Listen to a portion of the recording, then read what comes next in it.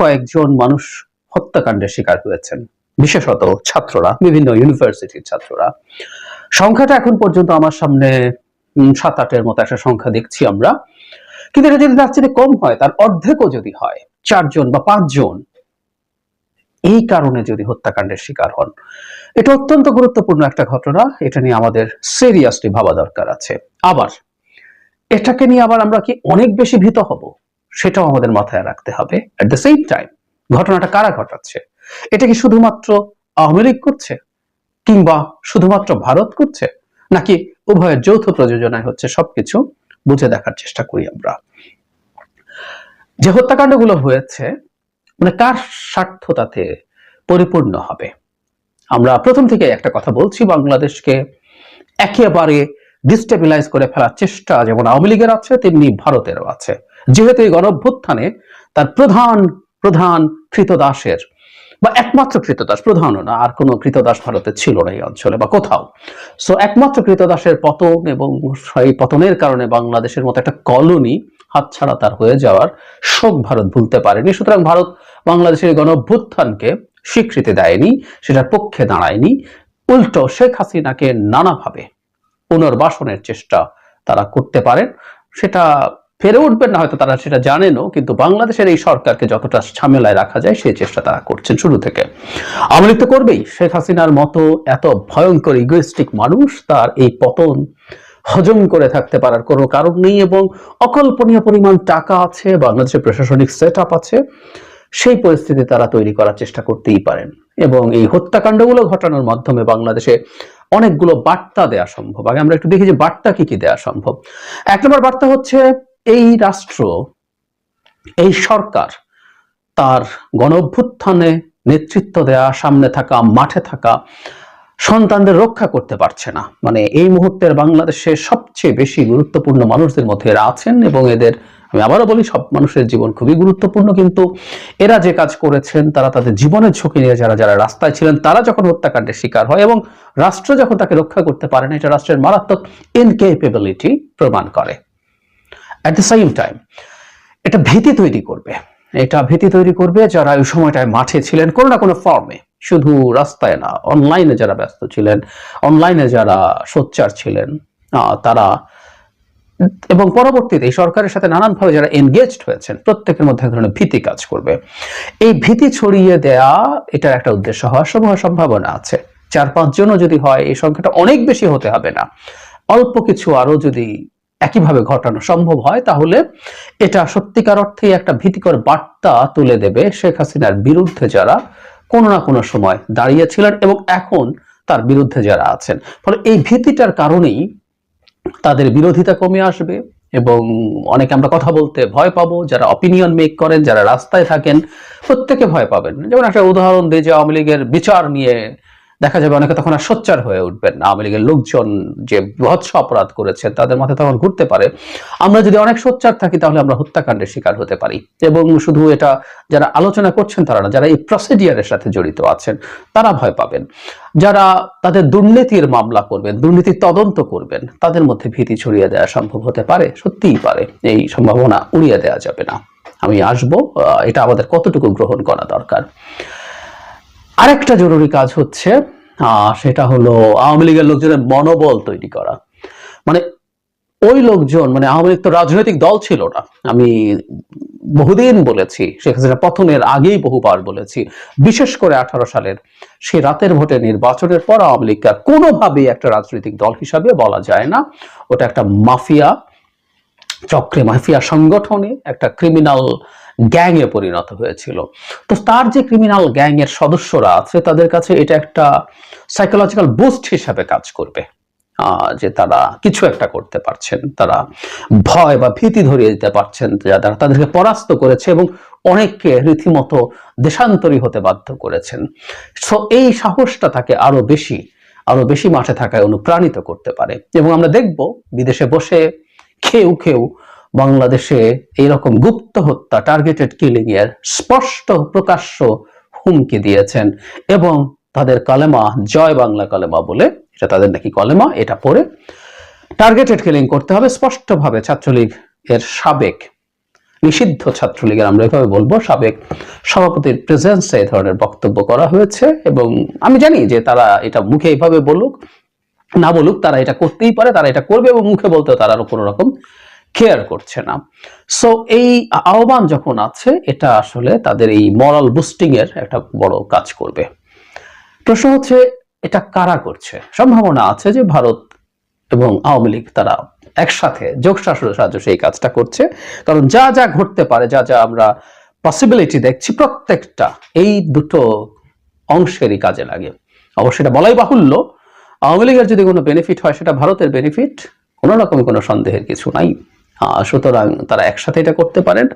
আমি তাদের আরেকটা অপশনের কথাও বলছি, এটাও খুব সহজ না। আমরা তাত্ত্বিকভাবে ধরে নিলাম ভারত এটার সাথে জড়িত না।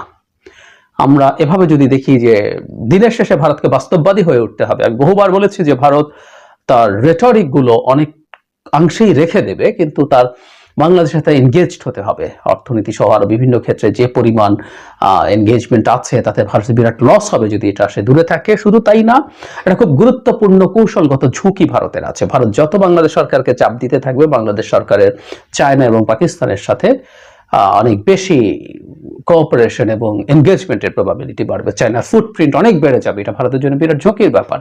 সো ভারত যদি শেখ হাসিনার কাছ থেকে এবং আওয়ামী লীগের কাছ থেকে বেশ খানিকটা সরে আসেন, এটা শেখ হাসিনাকে প্রলুব্ধ করতে পারে যে সে কিছু করার হ্যাডাম রাখেন তিনি, সেটা দেখানোর জন্য। সেটা একেবারে তার সেই সিদ্ধান্তে হতে পারে।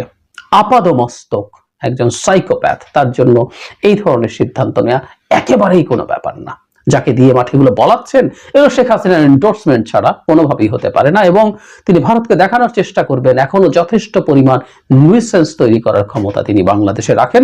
সেই সাংগঠনিক এবং সেই আর্থিক সক্ষমতা তার আছে।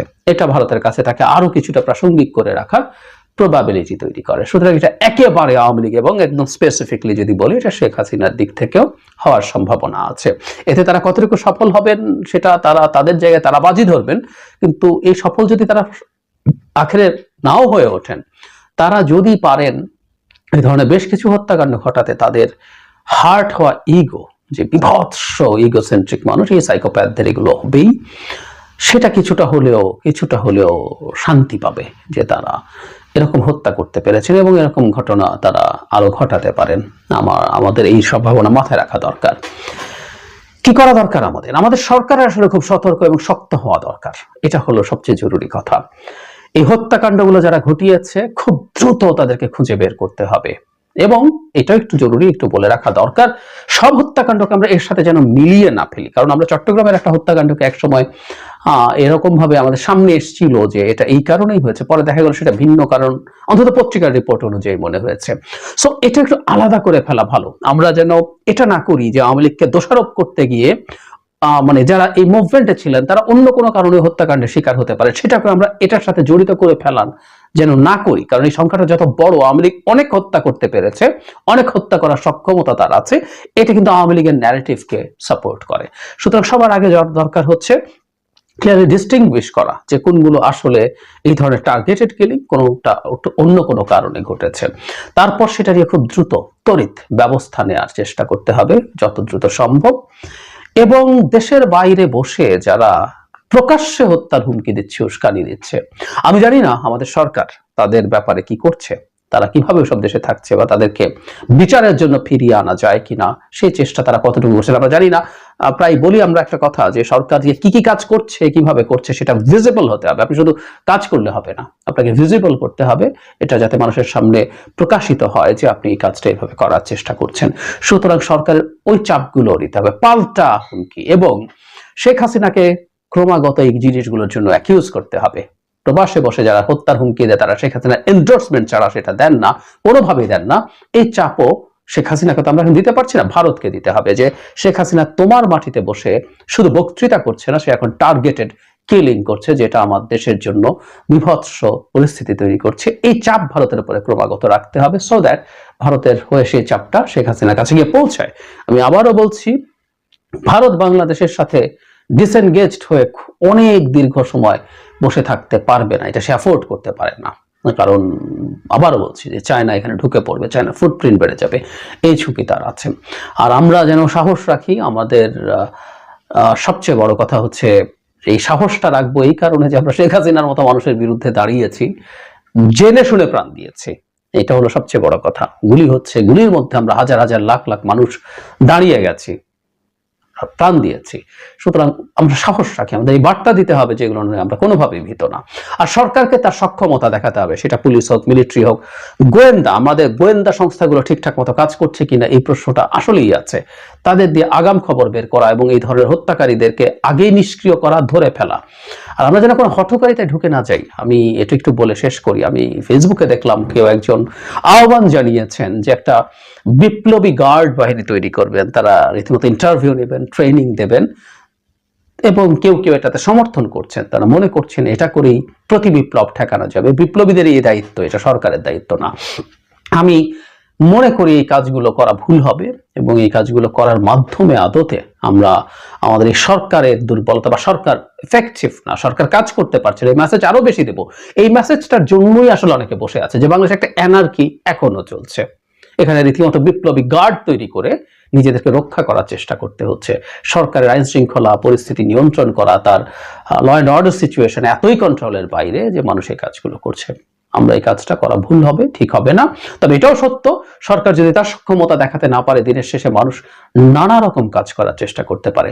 দিনের শেষে দায়িত্ব সব সরকারের। সরকারকে খুব দ্রুত এইসব হত্যাকাণ্ডের সাথে, এমনি তো যে কোনো হত্যাকাণ্ড, সেটা যে কারণেই হোক না কেন, তাদেরকে ধরতে হবে এবং যারা এই টার্গেটেড কিলিং করছে তাদেরকে মুহূর্তে ধরে ফেলে মানে বিচারের আওতায় নিয়ে আসা হচ্ছে, এই জিনিসগুলো ক্লিয়ার করতে হবে। যারা হুমকি দিচ্ছেন তাদেরকে কোনো না কোনো ফর্মে শাস্তির আওতায় আনার চেষ্টা করতে হবে, এবং আলটিমেটলি সেই নারী, সেই সাইকোপ্যাথ শেখ হাসিনা, তাকে ফিরিয়ে দেওয়ার চাপ আমার মনে হয় শুরু করতে হবে। এটা সবচেয়ে জরুরি। সরকার একটু, বিশেষ করে ডক্টর ইউনূস একটু লিবারাল হয়েছিলেন, যে প্রথম বলেছিলেন যে তাকে আমরা যখন চাইবো তখনই দিতে হবে। সেই চাওয়াটা আসলেই তার ওয়ারেন্টের পরই হওয়ার কথা ছিল, তাকে 1 মাস সময় দেওয়া ছিল। উনি নভেম্বরের মাঝামাঝি ওইটা টাইম শেষ হয়ে গেছে, উনি আত্মসমর্পণ করেননি।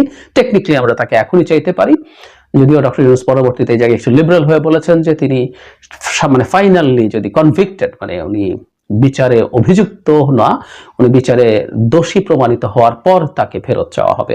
আমার মনে হয় সরকার এটা বিবেচনা করতে পারে ওই জায়গা থেকে সরে আসা, কারণ ভারতকে, শেখ হাসিনাকে খুব আরামে রাখাটা মনে হয় ঠিক হবে না।